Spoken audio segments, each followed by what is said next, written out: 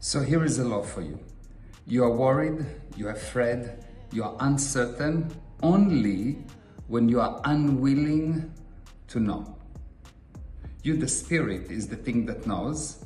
And when you are unwilling to know, the end result is you are stuck in the past. You are worried, you are uncertain, etc.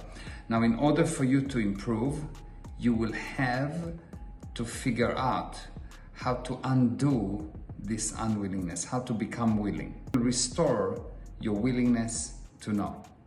And when you know, you can predict the future. And when you know, you cannot lose. It is just unbelievable that when you know, you will continue on a given course. When you know, you'll see that you will be persistent. And the magic is that I don't think that there was a man that was born that failed while he was persistent. So for as long as you are persistent, you cannot fail.